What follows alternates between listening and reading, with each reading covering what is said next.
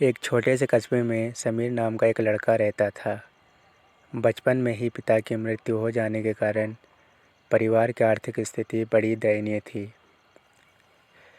समीर की माँ कुछ पढ़ी लिखी ज़रूर थी, लेकिन उतनी पढ़ाई से नौकरी कहाँ मिलने वाली थी। सो घर घर बर्तन मांज कर और सिलाई बुनाई का काम करके किसी तरह अपने बच्चे को पढ़ा लिखा रही थी।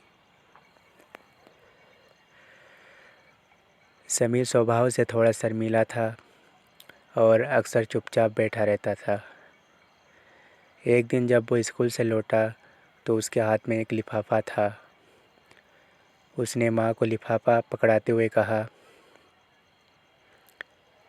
माँ, मास्टर साहब ने तुम्हारे लिए ये चिट्ठी भेजी है, ज़रा देखो तो इसमें क्या लिखा है।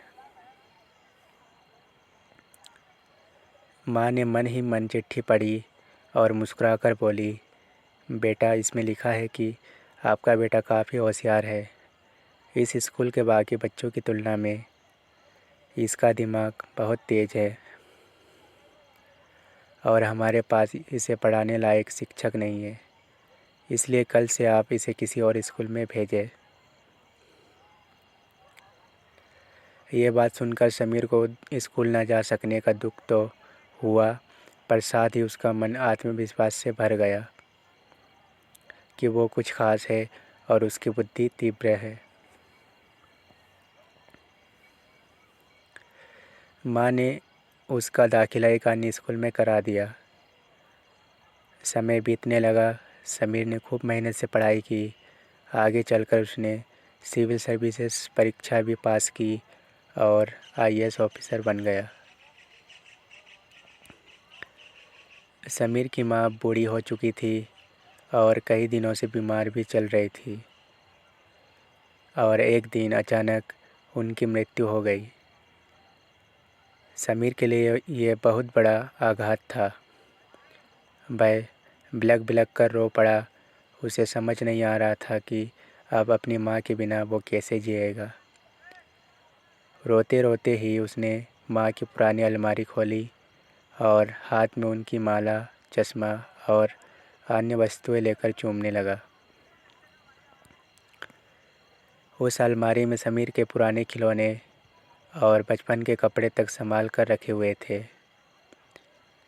समीर एक एक कर सारी चीज़ें निकालने लगा और तभी उसकी नज़र एक पुरानी चिट्ठी पर पड़ी। दरअसल ये वही चिट्ठी थी जो मास्टर साहब ने उसे 18 साल पहले दी थी। नम आँखों से समीर उसे पढ़ने लगा। आदरणीय अभिभावक,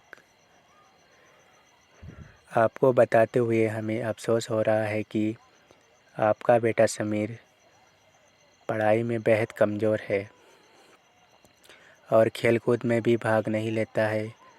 जान पड़ता है कि उम्र के हिसाब से समीर की बुद्धि विकसित नहीं हो पाई है,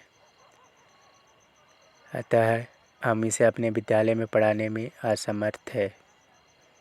आपसे निवेदन है कि समीर का दाखिला किसी मंदबुद्धि विद्यालय में कराए अथवा खुद घर पर रखकर इसे पढ़ाए।